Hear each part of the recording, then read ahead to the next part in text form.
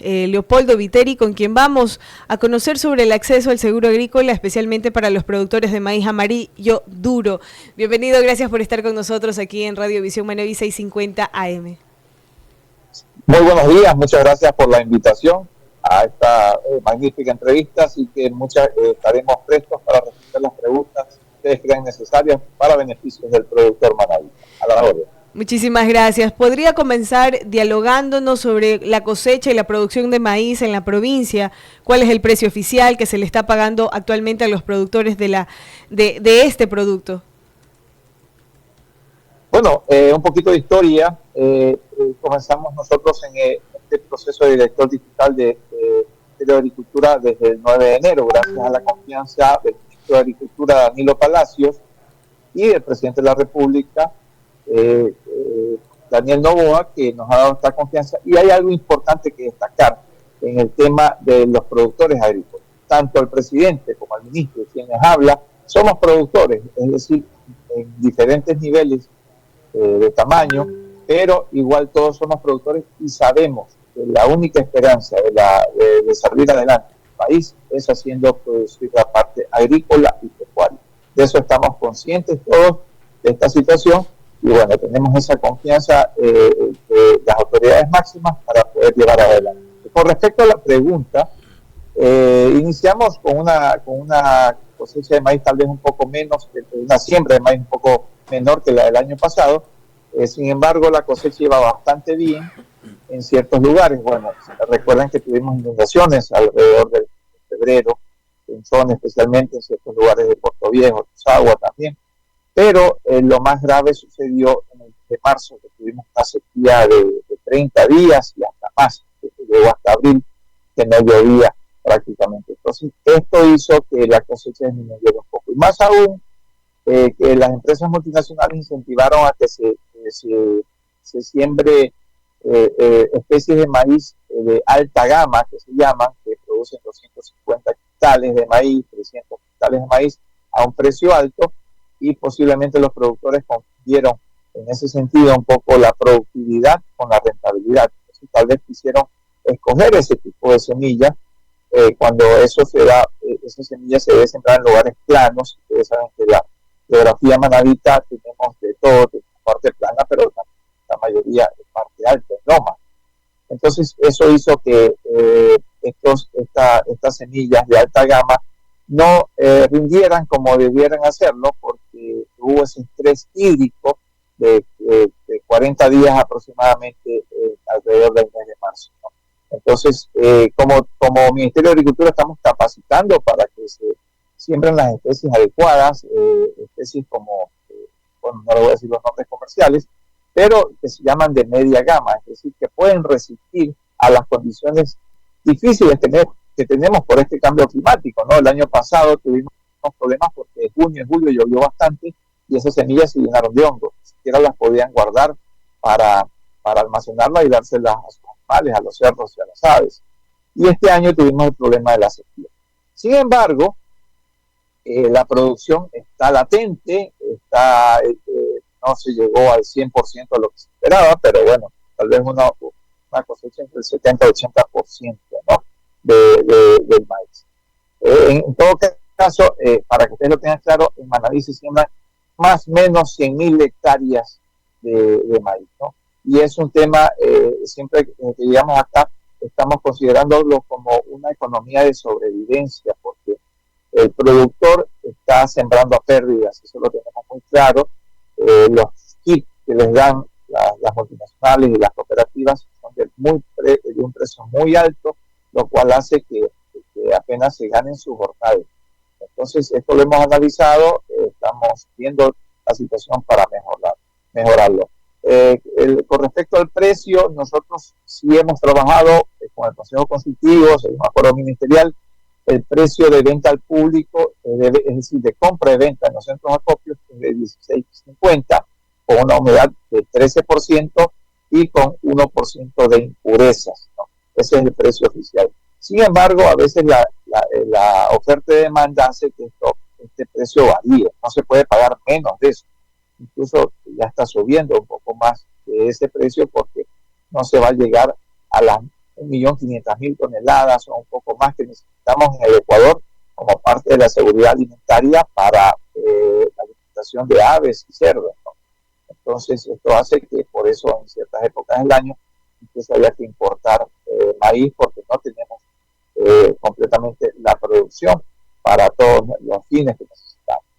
Eso es lo que le puedo decir en esa parte. La parte de seguros, se aseguraron alrededor de 8.000 hectáreas. Nuestro propósito ahora es triplicar esto por lo menos el siguiente año para que si tienen pérdidas se pueda cubrir con campo seguro el proyecto que tenemos nosotros como Ministerio de Agricultura, y de esa forma se han venido pagando ya las afectaciones del año pasado, también ya de este año están en procesos, que se está haciendo las revisiones pertinentes para que las personas que tuvieron pérdidas y estaban aseguradas, que les cuesta el seguro $33 por hectárea y les cubre el costo de producción de 70 quintales. Entonces, eso es lo que se está cubriendo. Entonces, como en el tema del precio, le decía que es importante el precio, pero más importante es tener costos de producción bajos.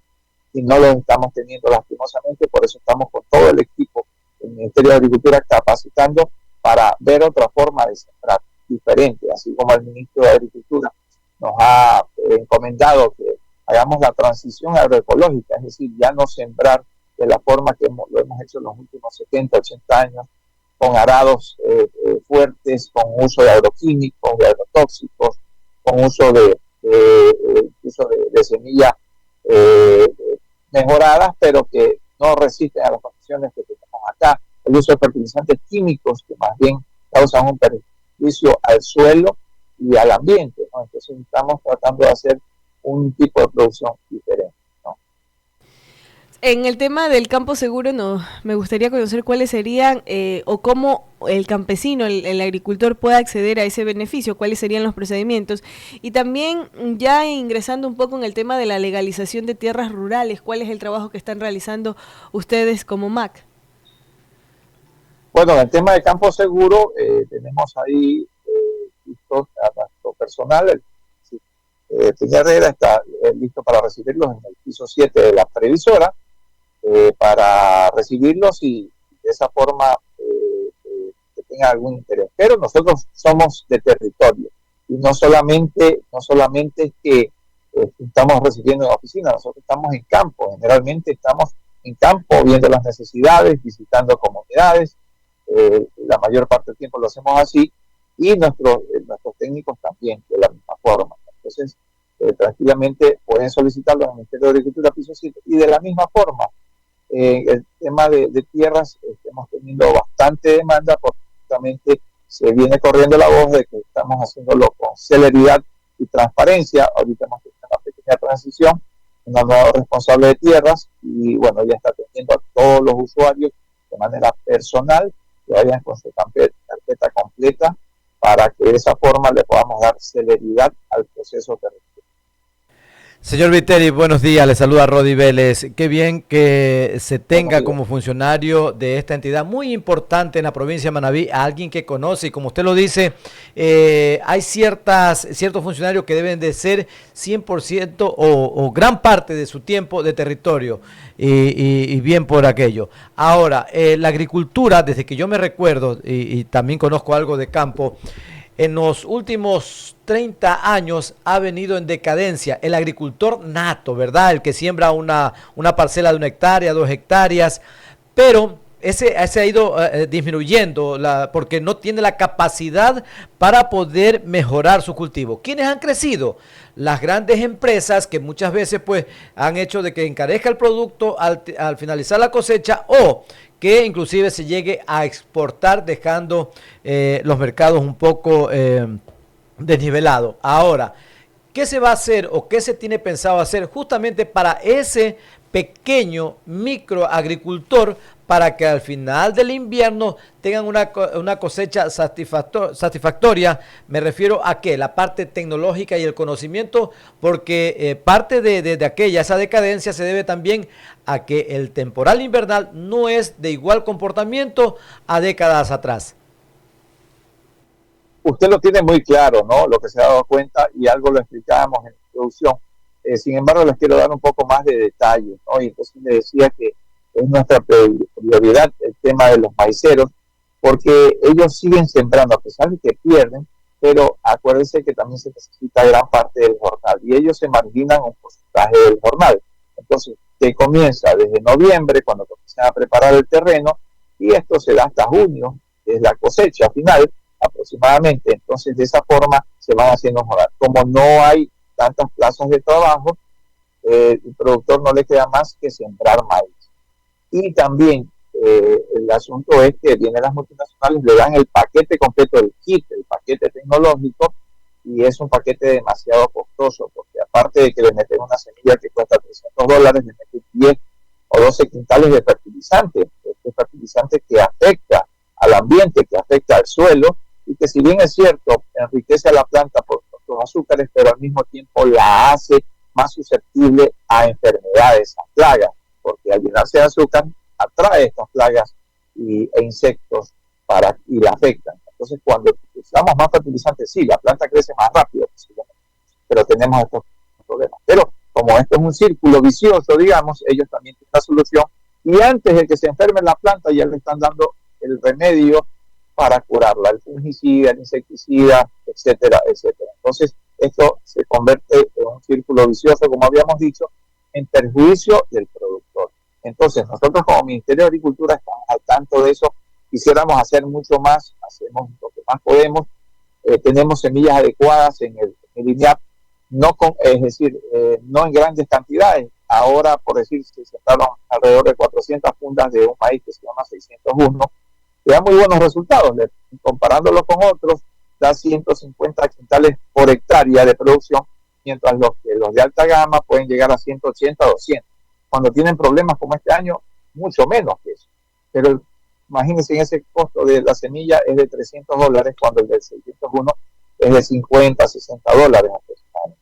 Y asimismo, esos fertilizantes químicos los podemos reemplazar con técnicas de ganadería, de agricultura regenerativa, es decir, con biofertilizantes, con organismos de montaña, con abonos foliares, etcétera, etcétera. Entonces podemos compensar eso y no vamos a destruir el suelo, porque hay que dejar claro que todas esas prácticas que comentamos anteriormente, como deforestación, como quemas indiscriminadas, como uso de agroquímicos, agrotóxicos, fertilizantes químicos, han afectado el suelo. Va a llegar un momento de que ya no vamos a tener cómo producir y pensamos solo en pan para hoy, pero hambre para mañana, cuando tiene que ser todo lo contrario. Tenemos que cuidar ese suelo, rehabilitarlo, que es un suelo rico en materia orgánica, oscuro, y eso lo hacemos con estas prácticas que le veníamos comentando anteriormente, como los biofertilizantes, el humus, los compost, etcétera, etcétera. Perfecto, don Leopoldo, y es verdad lo que usted señala. Ahora, Manabí se caracteriza por tener buenas tierras productivas, tanto en épocas de invierno como también a través del riego, y ahora se ha perfeccionado un poco con el tema del goteo, ya no por inundación. Ahora, por ejemplo, y tenemos áreas focalizadas en hablando concretamente, específicamente del maíz en épocas de invierno. Hablamos de Tosagua, parte de Calceta, en la zona sur de Jipijapa, porque las lluvias no son abundantes como en otras zonas hacia el Carmen, allá que se siembra menos porque hay excesos de lluvia. Ahora, ¿cómo capacitar a la gente? Lo que usted dice, el uso exagerado de fertilizantes está afectando mucho. Yo escuchaba, por ejemplo, a mis padres, a mis abuelos decir que en sus épocas nunca conocieron aquello, nunca conocieron ahora... La urea. La urea, nada, era natural al 100%. ¿Cómo evitar que algún momento esos suelos, porque ya se está viendo, lo que usted señala, ya se está viendo, si no pasemos por Rocafuerte y ya las zonas bajas están prácticamente improductivas y ahora se está invadiendo, por decirlo así figurativamente, las zonas altas, los cerros, ¿verdad? Hacia allá está migrando la agricultura. ¿Cómo hacer de que en algún momento Manabí no tenga que decir que más barato le sale importar que producir? Bueno, básicamente somos una provincia agrícola, ¿no? Y por eso es nuestra preocupación y estamos haciendo este gran despliegue y articulando, no solamente como MAC, sino articulando con juntas parroquiales, con alcaldías, incluso con la prefectura, para llegar a ese productor y cambiar esa mentalidad, porque el marketing de las multinacionales es fuerte, es grande, entonces todos creen, ven una mazorca grande, que van a producir tantos quintales por hectárea, y eso los ilusiona, los emociona. y cuando debemos hacer otra forma de producir, ¿no? Como les decía, es importante el tema del riego, como usted lo mencionaba, pero asimismo también es importante el tema del suelo, ¿no? Porque una hectárea, un kilo de un suelo apropiado, rico en humus, rico en materia orgánica, le puede retener hasta 13 litros de agua, mientras que un suelo infértil, arcilloso, arenoso, el agua o se va a quedar emposada y se va a evaporar, o se va a ir por escorrentía hacia los esteros y ríos y luego al mar, o se va a profundizar. Entonces tenemos que pensar en ese suelo, y a veces no le hemos dado la importancia necesaria a ese suelo, que es el que tenemos que cuidar, desde no talar los árboles en forma permanente, ¿no? Y también el maíz, hay que quedar claros de que hemos deforestado mucho, entonces, porque creen que la sombra es un enemigo del maíz, y el maíz puede producir al 50% de luminosidad que tenemos en invierno. Ustedes recuerdan, marzo, fueron 30 días de sol de 6 de la mañana a 6 de la tarde, y eso lo afectó mucho al suelo y al maíz. El suelo descubierto, sin protecciones medias, por lo menos de árboles, lo afectaron mucho. Entonces, junto con estas instituciones, estamos tratando de capacitar, hacer fincas pilotos por medio de redes sociales, como estamos haciendo ahora, y bueno, estamos a la orden también, que se pongan de acuerdo con el técnico.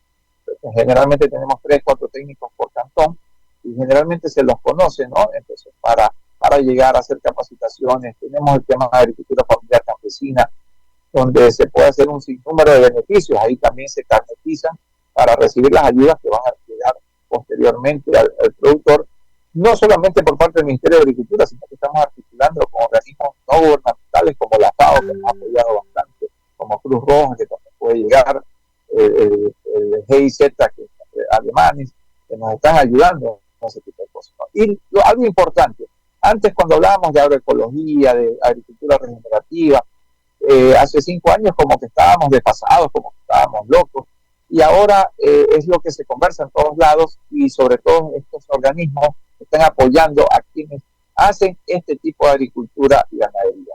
Entonces eso es lo importante también, que estamos avanzando.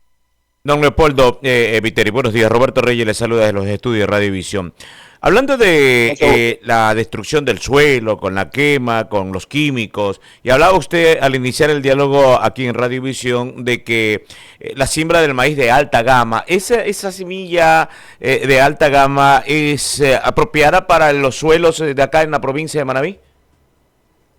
Justamente eso lo decíamos, ¿no? Puede que exista suelos donde se los prepare muy bien, tenga bastante materia orgánica, y que incluso le pongan fertilizantes químicos, ¿no? Y puedan producir muy bien 200 tales de maíz, ha visto récord en ese sentido, pero no es, eso le hago un ejemplo, ¿no? Que está más claro en el ganado. Sabemos que el ganado Holt, de blanco con negro, vamos a la sierra y vemos que son animales de 30, 40 litros, 20 litros, y los queremos traer de repente al nuestro medio, a la costa. Y esos animales posiblemente los podemos tener, ¿no?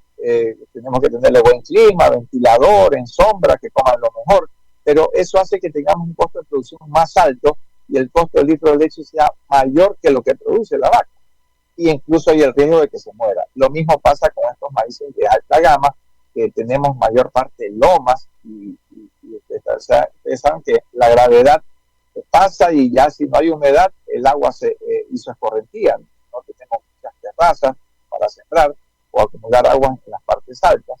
Entonces esto hace que no tengamos una muy buena producción.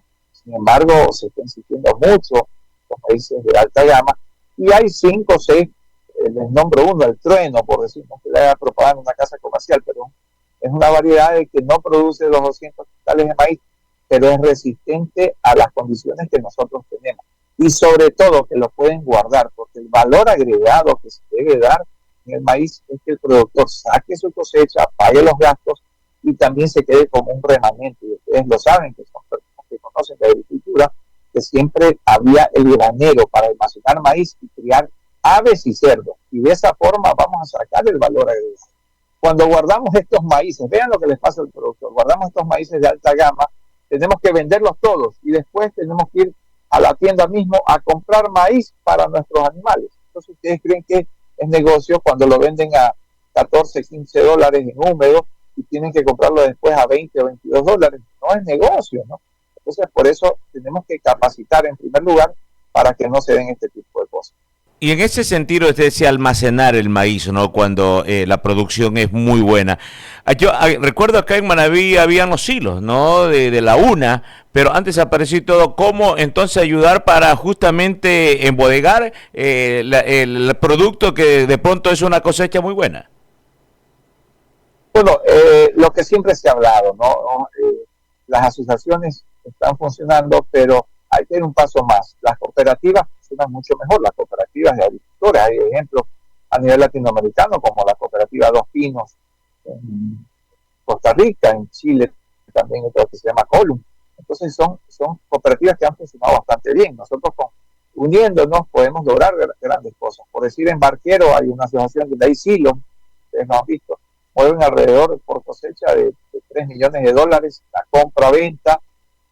Se están organizando muy bien, han recibido ayudas de la universidad, de la prefectura, del Ministerio de Agricultura. Se va a dar la feria de la cosecha allá en el 2 o 3 de agosto. Entonces, están organizados, ¿no? Entonces, sí se invita a todos, hay que organizarnos, nos guste o no, a veces nos decimos, no, nos gusta trabajar de forma individual. Hay que trabajar en organizaciones, preferiblemente cooperativas, para lograr estos objetivos y que se puedan lograr estos silos para almacenar el maíz y tener un mejor precio en la época cercana a fin de año, que es donde los precios están más altos. Bueno, muchísimas gracias por el tema del maíz. Ha sido un tema amplio y de gran importancia. Yo ahora quiero cambiarme rápidamente y por cuestiones de tiempo, entiendo que su tiempo también está limitado, pero me quedan preguntas sobre el tema de la ganadería regenerativa, también sobre el proyecto Pidara, que es el tema de la diversificación agroproductiva, y tengo una pregunta especial sobre la retroexcavadora. Tenemos conocimiento de que están trabajando en temas de albarradas en el sector rural. ¿Cómo se están utilizando? Bueno, el tema de agricultura y ganadería regenerativa, algo se los conversé. Igualmente, como les decía, no solamente en agricultura lo hacemos también en ganadería. Tenemos esas oportunidades, ¿no? Y es justamente una producción amigable con el ambiente que busca, como su nombre lo dice, regenerar el suelo, ¿no? Estamos tratándolo de aplicar. También tenemos convenios con la empresa privada. Estamos haciendo un programa de estabilización genética porque tenemos que tener animales adecuados para producir este medio, ¿no?